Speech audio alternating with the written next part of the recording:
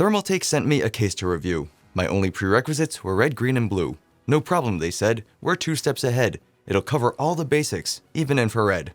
And now I'm excited with what they provided. I'm always looking forward to a cool case with light end. Now it's time to rehearse the script, so check out this Versa, kid. You know, like verse, like part of a song, but Versa, because never mind, it doesn't matter, it's partially a lie. A few of you were interested in it, so I asked Thermaltake, and they were like, sure, have a good Thanksgiving. It's almost a month later. Sorry. The Thermaltake Versa C22 RGB case is an ATX tower coming in at 538 by 198 by 490 millimeters, that is 21.1 by 7.8 by 19.3 inches, and 5.7 kilograms, or 12.6 pounds. Internally, you'll find support for two 120s or two 140mm fans, or up to a 240 rad up front, two 120mm fans, or up to a 240mm radiator for the top, no 140 support, and one 120mm fan or radiator in the rear, the former of which comes included with the case.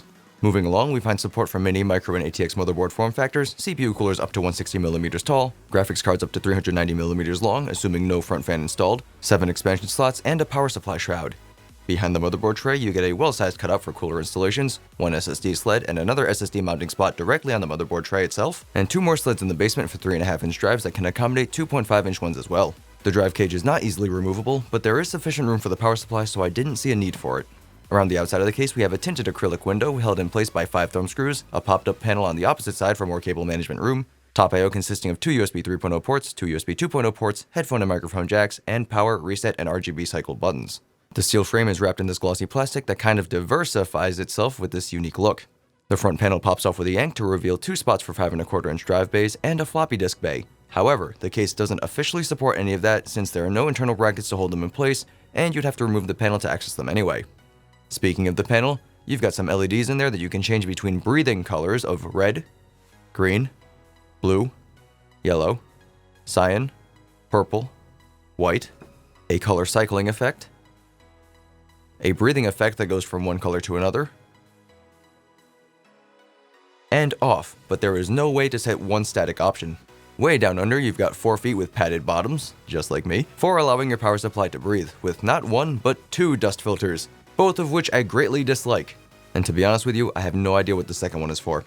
No front or top filters unless you count this great looking thing, though to the case's credit, less filters should mean more airflow, so let me know what you think about that compromise. And on that note, let's talk thermals. Using my i7-7700K clocked to 4.8 GHz at 1.3 volts, cooled by the Be Quiet Dark Rock Pro 3 cooler, and my GTX 980 Ti Extreme graphics card with CPU cooler fans locked to max, trust me, we will need it, and GPU fans locked to 1500 RPM respectively, with the single exhaust case fan maxed out with the front panel off at 25 degrees Celsius ambient, we see CPU and GPU temperatures reach 90.65 and 78.9 respectively. Slapping that front panel back on yields 91.1 and 81.1 instead, where we see averages not too much higher due to heavy thermal throttling, where we dropped to 4.3 GHz and max temperatures went right up to 99 Celsius. Adding a single Noctua NF 140mm fan to the front for intake brings us to 86.65 and 70.9 with the panel off, and 88.6 and 75.1 with the panel on, where we see more thermal throttling, wearing us down to 4.4 GHz and max temperatures tickling the upper 90s. Adding a second Noctua fan brings us to 80.2 and 72.7 with panel off, and 88.6 and 79.6 with panel on, where there is no thermal throttling, but it's still not impressive. I'm not too certain why GPU temperatures increased from single to double intake, but it might have something to do with turbulence inside the case. So that sounds a bit toasty, but what about the rest of it?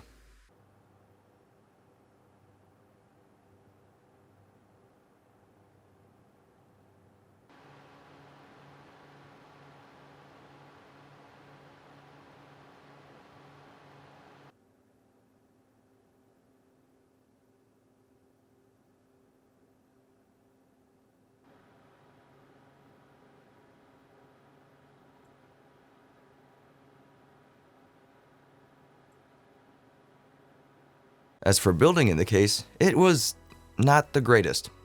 The frame feels a little thin and not super premium, and I wouldn't complain with a little more cable management room in the back. I had a bit of trouble getting the panel on, but to be fair, I was packing in more than I expect the typical user would. The top cutout for the CPU was too small to pass the cable through after the motherboard was installed, so I recommend routing your cables first. There is no cutout for the audio cable, and 2 of the grommets are covered up by standard ATX motherboards at 9.6 inches wide, leaving you only the farther cutouts on the side. Another top cutout towards the middle would have been nice, but we can't afford that luxury here. Aside from that, everything else was pretty standard, but I've still got more to complain about. The case kind of reminds me of a Stormtrooper, and like a Stormtrooper, it misses the mark in a few areas. most notably the RGB claim. The Amazon page notes 7 color options with breathing, blinking, and solid modes, and while there are breathing, blinking, and solid effects, they can't be locked to a single color unless it's breathing. The marketing images may be a little misleading because there isn't actually a rainbow mode, but that's not a huge deal for me personally. Rainbows are a little too gaudy for my taste. Usually. The RGB is powered via a single Molex, and I think the cables connecting the controller to the LEDs can be connected to a motherboard for software control, but I can't confirm because they're too darn short. It's also got blue power LEDs and these little horn things up top with a red LED for drive activity inside them that can't be changed, so that's kind of an odd decision in my opinion, but you can always unplug them to leave them off. The next big thing I want to address is the airflow. Components in here can get as hot as a Death Star. Not my best metaphor, but you get the point. The only intake is through the bottom of the front, and it's not a particularly large space. To avoid thermal throttling, I use 2 Noctuas priced at around $20 each, and while you could probably get away with something cheaper, it still adds to the cost of the case. You might be okay with a chip at stock, but probably not if you rock an overclock. Just one of the adverse effects of using a front panel like this. A top intake may have been able to help, but the design brings the fans above the grate and closer to the top panel, and while this means motherboard clearance isn't a problem, this further restricts airflow. A few minor things to mention that I'm not overly fond of. The rubber grommets are nice, but they're not super well fitted, so they can fall out pretty easily. And the front panel is a bit of a pain to remove since I can't fit my fat fingers under the case, and it takes some considerable force to pop out. Some other areas to note that may not necessarily be a bad thing. The lighting shows some hot spotting along the front panel where the LEDs are, but it looks pretty good everywhere in between. The top, however, is pretty much hotspot heaven. The lighting doesn't spread as easily through the top panel. I prefer LEDs to be completely hidden, but some of you may prefer this kind of thing. Again, interesting look, but not my preference. Additionally, on the not so bright side, the top LEDs are only covered by a tinted panel, so when they're on, you can see the individual lights, which can be a bit distracting for some colors, especially white. The acrylic panel has a kind of strange mounting. I think they could have gotten away with just 4 thumb screws, but the more I played around with it, the more I realized the 5th one was pretty useful. More on the panel, the tint is okay in my opinion. I'm not usually a fan of tinted panels, but this one will still show off your RGB components while making everything else, like condiment cables for example, a little bit more subtle. Fortunately, condiment cables aren't a problem here, because Thermaltake sent over their 850 watt RGB power supply priced at around $100 with lovely sleeved extension cables, so I'll have those down in the description if you're interested. Back to the case, the glossy material isn't my favorite since it picks up prints pretty easily, but it's fairly minimal for the snow version of the case, and it does reflect light pretty well, so that might be something you're into. Back to the cooling real quick, the case doesn't officially support 280mm radiators in the front, but I got my Corsair H110i to fit anyway. It wasn't easy, it took a lot of effort, and a little bit of crying. Kind of like my last date. I'm sensitive, okay? And on the topic of front mounting, if you populate 2 140s in there, either make sure the second drive bay cover is popped out or removed completely, as it may brush against the top fan. Do not remove the top cover though, because that keeps the fan in place. Last thing to note is the frame looks pretty busy. It appears to be something repurposed from another chassis, so you've got a lot of mounting points and stuff going on that don't really do all that much.